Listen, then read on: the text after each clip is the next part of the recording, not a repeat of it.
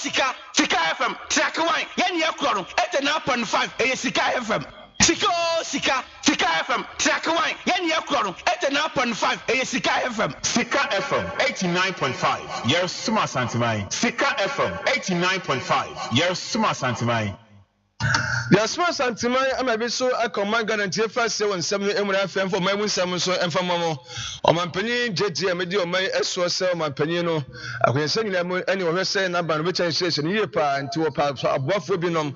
Now more to me, Abuan, and sent them one night. I saw for now ye, Womono, and your one Wangasa, Yamania Mamma, Nafi, or Jomo Etros, I will never Masia, Womo, now, Woman, dear children, Sabio Muguso, Moso, Muko Vertin, Cometino, and Ma. Committee so every time come.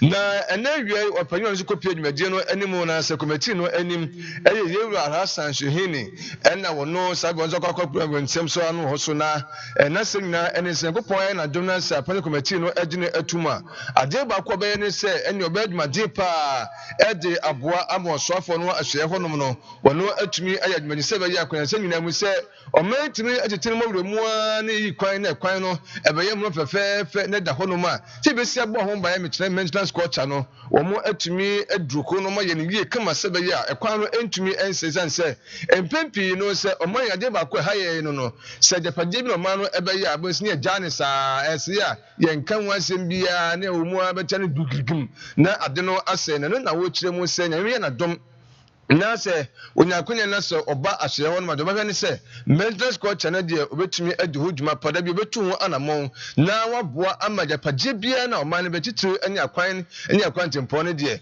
obeye se ebetumi ayeyi yentie yewura Alhassan Shehini. Thank you, Mr. Chair. Congratulations, Alassane. I have no doubt you are going to be a good assistant to the minister.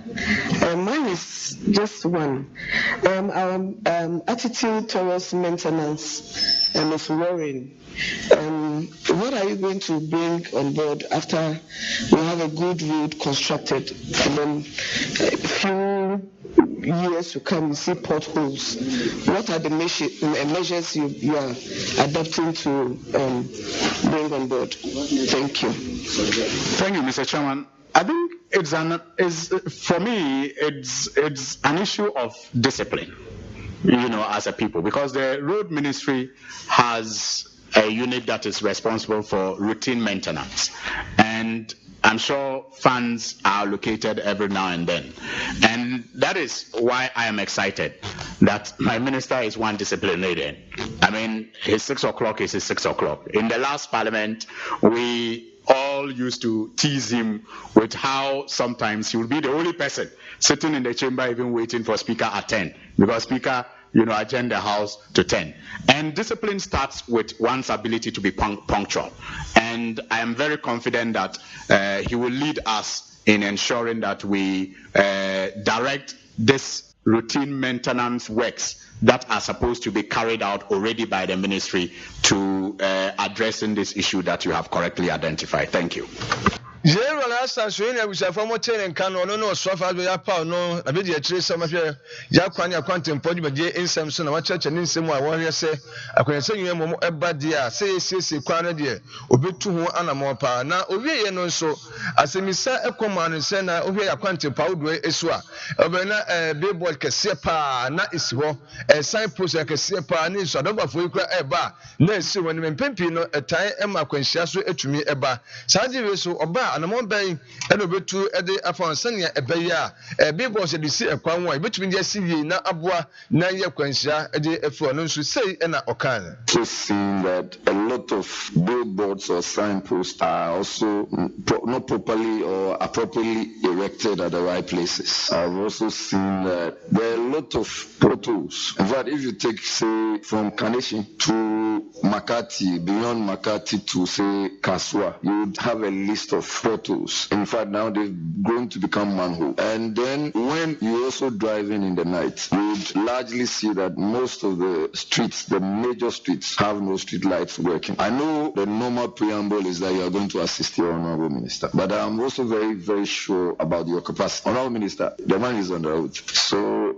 I just want you to tell me, knowing your capacity. I want you to tell me how you intend to assist your minister in resolving these major, but to a larger extent, basic problems as well. Honorable Jerry, I am humbled. Thank you very much. I have also made the same observations, and I'm sure many of us around this table are concerned about how billboards are erected, sometimes even blocking vision on some of our roads, which is a threat to possible accidents on the road. How the potholes in some cases, like we have correctly described, are manholes, and they have created accidents. In some cases, some of the traffic situations that you even see in town are caused by these potholes because they slow vehicles down and create vehicular traffic. So these are genuine problems that we are faced with. On the issue of lighting, I am aware that the ministry already is talking with the Energy Ministry and the Ministry of Transport to see how they can work together to improve that, especially because the government is considering the rollout of the 24-hour economy. So it is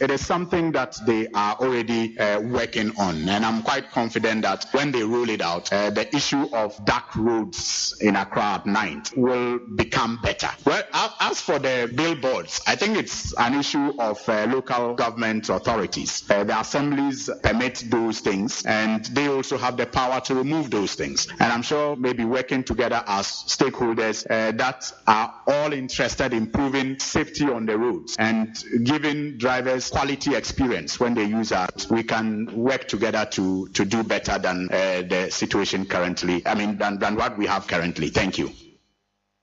Onyamfo Hassan Suhin abusafo mo tene nka no se wa chacha ni nsem wo do beyade aboma hwe ne satimi akonkai na wa kyerem no akwan no se potholes ntogodogro ba bede demu abayeso metimi asiesie nipa eje avia kwantempo no so no wempempi na so ese tum no na wa tese woni energy ministry no edi nkonwo se na beya wo mo enti betimi de nwahodin ara bezi sisiso a kama na so yesiri enkonkwo se aja so itum bi ebe wo nanim afezo wo mo ebe hwe ma be boss no so tinasi siye na agyran ye se na ebe ya empempini nsado bafo no emankofa kwanhyia so emfama yeda so ewo woni monyafo Alhassan Suyini ne samwa anasa komhwehwe no akoso ewo appointments committee no enimo enede na sembi so odi tudwa ewo ho ene se wo basa so afa be de atwei se panyifo gyi ne tum no mo de dibra no ema no wo beka ho obeka osoafo no akasa ho aboa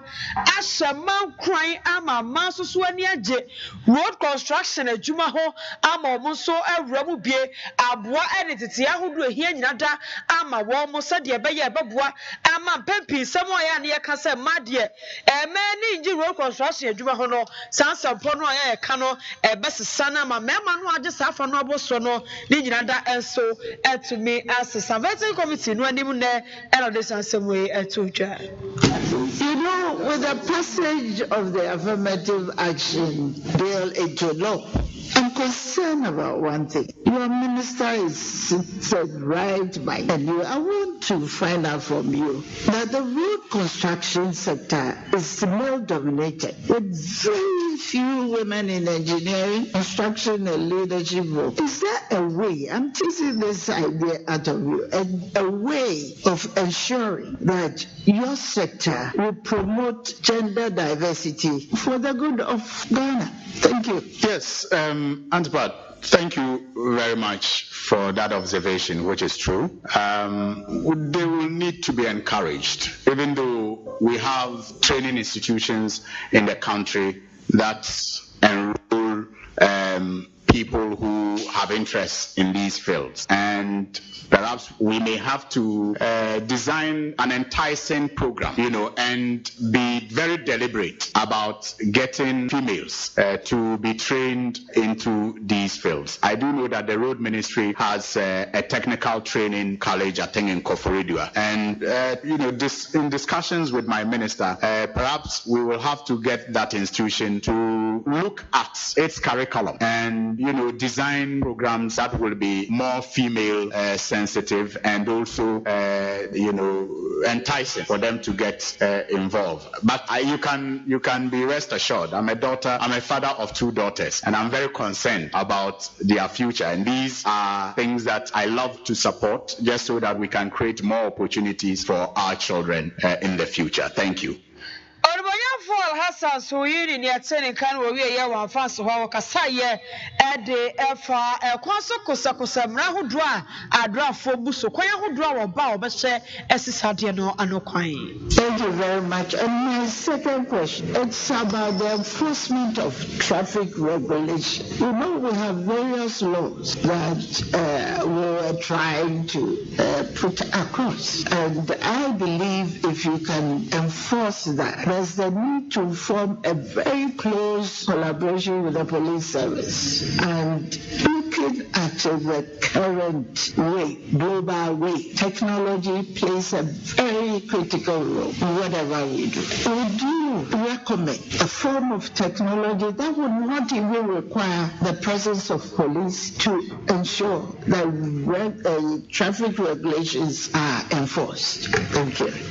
Well, yes, it's a conversation together with my minister I'm sure we'll have with the Road Safety Authority and the MTTD. I do know that in the last parliament, they brought a bill to this house, and one of the considerations was how to introduce technology that will improve road safety in general. Unfortunately, as it is usually the case, the sensational part of that bill was whether members of parliament should be allowed to use a siren or not. The essential part that was more about introducing technology in how we regulate traffic in the cities got lost in the conversation. But it is something that I am very sure that my minister will be passionate about, and together we will have conversations with these two institutions to see how we can explore the technology that is available to serve that purpose. Thank you. Ononya for Alhassan so yini wono na mpanyifo abo ne din se yagire tumu a obeye so afo abe de akira a wobehwe kwan ani akwantempo ho sep so na yeti se wo yi semfo ya no wa appointment committee no enimu na dey awusen to se na afa yanko yanima afa yanko yewura Reverend John Intim Fadjo na kache wono na ampanyin akufo adobre so na wo ye so fa be de akira Washo Megumashia insems na enen wade atudwa wakeka bi e de organize labor papa so say adimeyeko in panifo kame akwakwa so mo ya hypocrites nya atwom e wo man so emu esanse o man pan JGM eba ye kame akwakwa say ni obeye bia na wo mo de o mo no eye ade na no de oba ya man pan JGM say no obo ntwa mpukwa no wo hye say nyakopon na dom na Ghana fo etu abama no oba adimeyefo a o man pan yegufo de wo fa wo mo no betia wo mu salba nya ya to oba no no ba woni o modi kra na emo mefa bi kra so e de kenen so opanyi eba ye ene wayi dodo na edi na jese wo makwakwa trafia ya se wo mu hu no mo ene sei afi so kra 10% ye odi ba ye nsensem kra na so ho na organize labor no panyi ne bioge ka cha mo se adan ene mo timi tan hwe ha ama wo nua no ma ya fo mo adwuma mo mo eye adwuma se mo no mo kama no atomoto mo nkahwi eno anse muso amade modidi muso ade tie na modidi na maso saa na moteto a moye edinti ena wo se motimi eye saa no chese wo mo na se nkomo sori gina enya nkomo gira na kasa ma mo nua no nanso wo mo hwe ha ama saade no etimi ekoso Elano, o man penye guvado ebreso bibiki to bi anama sori ne yankwa adwuma demonstration na mbese saa na moye yin so o man penje dem eba ye die do be ye bia na moye nhweka ede che ne no wo chese kame ekwakwa ese wo mo ayenya atwom nyatwom pakese pa omunya no mo fam ho wo mo ye die no wo mo emfa ho ya wakeka bi so ede ache na wo de nti we reference Intim Fadjo. Now this is the time me for the past 1 week me cause why they me boye labor organized labor me bo wo mo de pa because wo mo ya nyatwom wo mo ye ne se yeti krom ha and organized labor for a year demonstration a year strike a tweet because of Galamsey who here but how is Galamsey directly related to the welfare of a worker? In this case 23,000 and over workers are minimum about dues ama mo union for bare 4 years of his life it be 3 months 4 months of their lives o mo ba dues mo matete awie edi na ye pamo no unlawfully no so be any bema bia okrum ha obesore akasa de ama these workers and we have left these workers to fight on their own fate. Where are those voices? Where are they? We should stop the hypocrisy in this country. Yes, sir. The time has come. Say, Ubenya union position bia. Sabi enshofu enkwa. The thousands of people now who lead you on. With the 23,000 and they compare the total public sector population. Calculate the percentage. Ye ni huwa grokra. Na ye jani trasa. So monko tinefi. Teacher ni ye fa no. Corona ede ne kwatra nye ho no fi. Wakwa ko bobesia. Akwa ko high dine for akutia 2 years advance. 2 years advance. Wa ba be pam no. He fa no wakwa kunye ska kra de akutia. Nye economy ya was it not the same economy and the far warm. Until the same economy no afa warm one. Wo no say wo ba be create more jobs. 23,000 per na abeto ye no. Untumi yeska ntua. Na mum 100,000 jobs and abetumi create atua. Na no granted say even in his entire 4 years no 100,000 jobs and obetumi create a. Sika no okwa kofa wo hin no de atua.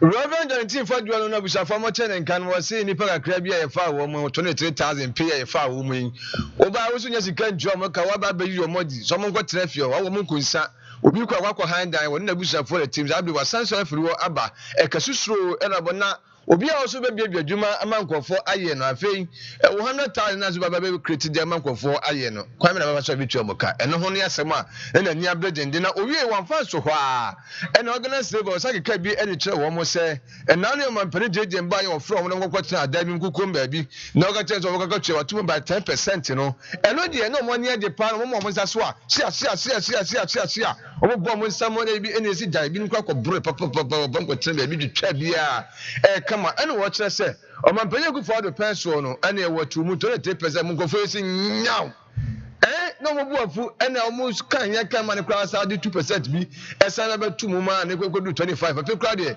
ekodu 30% ya na yes eno no super be kwa na economy no wo mo fi se na achia no na so ba na no ya no 10% brem dia ene ye mo si boy je eno so chese sa no mo eye no entwa yi ye ba workers akwaje 10% atum na de twa makuma nkura mpon se wo mo bi kura ne nam station to station, radio to radio, TV to TV and ebo aban ya baso se o man bia ya the inflation and other factors and the to ho and the gauge public sector pay. You know at the time of 2023 aban pay workers pay more equal 30% no na your inflation all round inflation average inflation for the year to be a cost about from yan ukambuma and then about 23.8%. And so your 30% pay rise of Singame ebe kan say 30% no woefully inadequate and 10% buy no onu kuro ya sama be kan say wa bu nu pa na ne baba ko mi junior wo university then ne wa kan de wa chere double standard wa baba be kan say 10% na president Kufu president Muhammad buy ne de no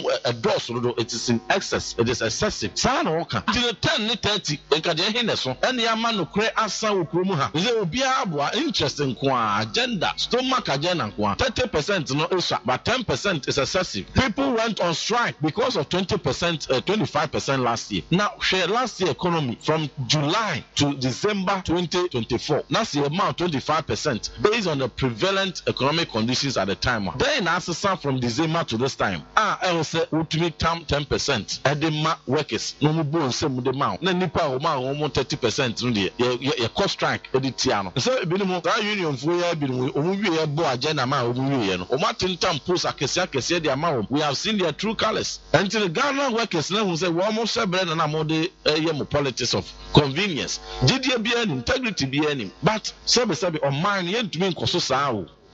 Reverend Jonathan Fadwalo busa famo chene nkan no no ma pele ku for the pencil no na wo ye so fa be de kira wo hwe oman nwasua nsem so na o keka bi e de cha organize labor ye o che so me nya twom papa 30% de mu si so 10% de do so elsa sem wi ye kan kuro be mu ye enei na no fa yo mani bi e de akire ayadwumafo yi ye kwa woni monya for Patrick ya bo ma ka che wono na ye o kan ko central emra shebe jani na wono nso anwumrei or the same be about Batujana and some more Canada and so Kasa Edi at Siam Pempia, Pinche, Basabasa Yea Coso, our Mamunasi, a Quacotua Ba, San, Yano Yana Cosono, and no so Abacasa Edi at Sia was say.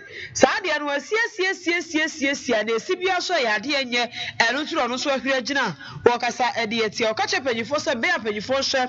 Now and share pa over walk said the bay drop at Roswa, a backup of Coracosum, Gemuna to Fonso, Yahumbo some so Edimu, You are talking about elections, Council of State election. We had issues in Ashanti region, which I believe is very unfortunate. The reoccurrence of violence in our election process is something that we must nip in the bud now. Because you see, if people are emboldened to go to polling stations or collation centers to cause disruptions to delay the declaration of duly elected people or candidates to represent their constituencies. For example, as you sit here, we don't have a member of parliament for Ablikuma North due to violence, burning of ballot boxes, district offices, and what have you. And we still call ourselves a beacon of democracy in Africa. God, let's be honest and be humble before God. We are not. Secondly, if that care is not taken, next time it will not be at the collation center. It will happen that people will go hold election officials to declare for their candidates because they are the strongest at polling stations. And if you have close to 40,000 or 40,000 polling stations across country, and you have such issues occurring in more than 1,000, 2,000 polling stations, then we always play the ostrich in this country. Everything we do here has some political underpinnings. From the unit committee, the assembly election of MPs, the president, council of state, they all have political underpinning. We have to be honest as a people to ask ourselves, what do we want to do? Do we want to elect this substructure in our local governance structure on a political or partisan line? Let's look at it. If we want to elect council of state members on partisan line, let's look at it. Let's not play the ostrich. Ghanaians are too smart. We've grown our democracy to a certain level to be able to reform and review some of our actions. And I believe that if we want to conduct some of these elections on a partisan line, basis, so be it. So Jinayano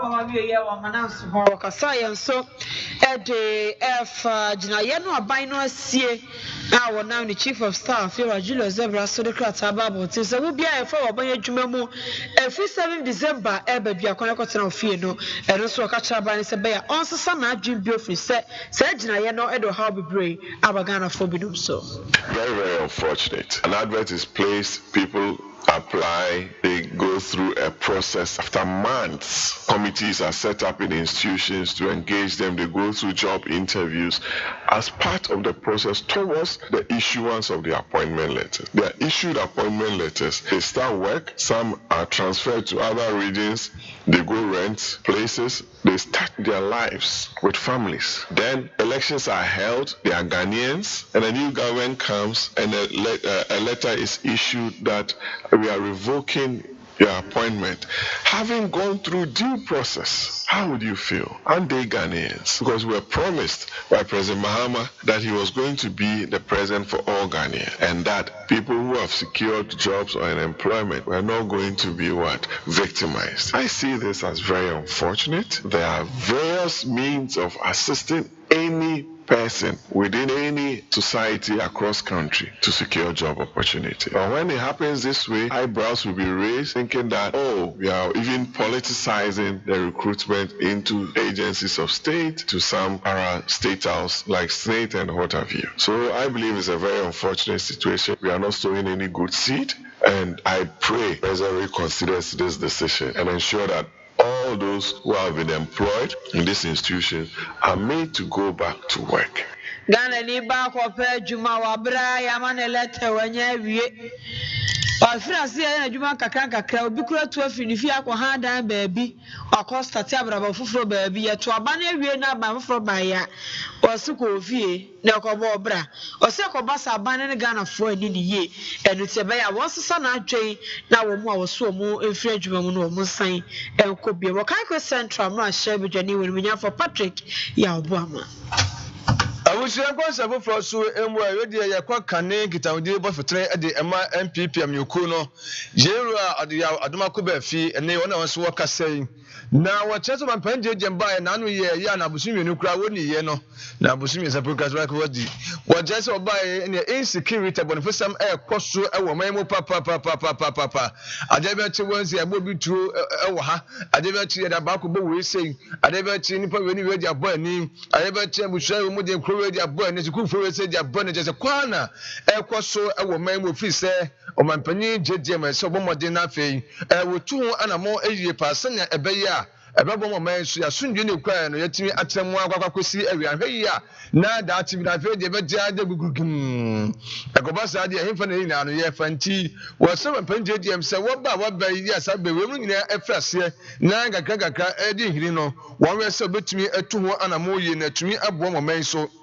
yenya ne punto ehwe so ede amano yensa so atumi akana nei obobo bi so na de yentie nanum asem no ebi ba so fa no kuridi na se no de asa tentini abobu die no ya do so na mabu afi insecurity so ne yesi oba hima ayi wenungwani aburutu ade beche kwanta obi timo ba ni aburutu ade beche krufum yesi obi to yi ni aburutu ade beche damango after election ni aburutu ade beche wa wale am a state of insecurity no mampani fu na nimsha ho ni asaba ya dukam kura ni se ne de ye ke kasa boahie se mi ni akwa mi abronya kokasa eni nti a kire no ko bi na asaba no kai obi sa asem anya asem no kai you was asking say eni pa wo yi wo modi ye ma clear it wo yi wo modi dia sika no eni fa eno na wo yi wura mama wo be ki abronya si emfa no ko na wo no na no mukasa ka tofo so no mukasa na me jam fi no mukasa okudi to Sam George eni mi ni akando no ya ka si e chidi anka Ghana nti be bi nsa wo ya fa kokoko ni mi be bi jawa ni e dia so nti enyam nwa so akina budget yi no wo kwa kan semu atese wadi nkontompo ni na ye mewie no baka sai aduma ku ba fi wo ye komfo anaso ye komsheni budget na be ba no ya bobodie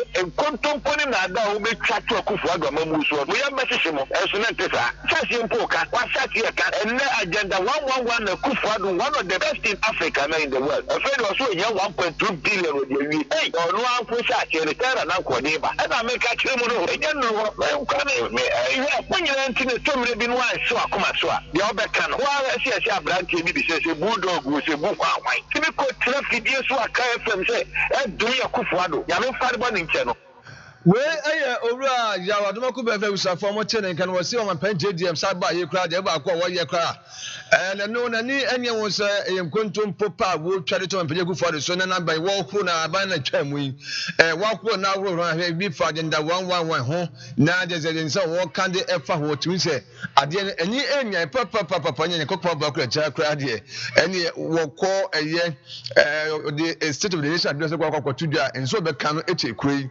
na na watch say sansem wonyina na ekoso no ekame ekwakwa esempani fo no mo mampanya gufu ado aban emu obi ti se yudia hemu ya na omukasa de ma aban no aso mo tsa won wan hwe ha ama de abahofo ye oba ye jeje ani mu nsem meka bia no bia ma ya no na wo mo te toro mo ye ha no mo tie sana abonfo so kabisa egu omampanya gufu ado ehofie ni wo che se sade na nyane nti wono so ne nkofo na ngasa wono mo MPP bi kunu no wo abandada no emu no wakeka bi e de akyerem na wonso yentie no eno na ye trust ni agini say the lives of you dey no mu a wo munye nyame adom ene akufu ado ani adom wo bo a wo mo no where are these people adwuma akufu ado aba ni Ghana no what akwado no in America be see that he's a great man na mo no ko ba ye ni ade ni nyina no e ya anya hwekrafo to kakra beto mu die mu no enne nkofo di papa ye ni mu ye famo a wa kama no atum ye mo bi no de sabi enya ni sa anya hwekra na anemia mia won nkaye akufu ado aba ye bi na MP we beba power despite everything the project obeye ye no eno ase ni na beba be kasemi penya mi defend akufu aka say without his project entry man no ya bi no farm no ba se bone no ka na na mi gina so aka enipa de adwa ni ani na so ho ba me twen ye no but eno na mi gina so de aka say you gin no no ni akufu ado pejo am ko duru ba bi no wo mo hwe nyame no mo so sorry ye che papa ni di ye guna ni ma se enti mo yudia ye mo agasa mo wo he esan samu de sikane bae ne munya bi gumbotom ela mo di ye Sabe my banje na powerful one mile more a casadi tia my pegu for the buying. Yeah, Jamwe, more than someone I may defend it. More I can be vanching go for my go we say. Send on the corner at here. No more what tried the man one more side and was walking cabby at the actually a year named Crawford. Way a year over Adama Kobe, maybe a tremu, one other communications director at the Emma MPP. I'm your Kuno and I'm what take Kase, one also a church and nothing. If you know, as we say, you know, na yɛmfa kɛseɛ no ɛmfɛsɛ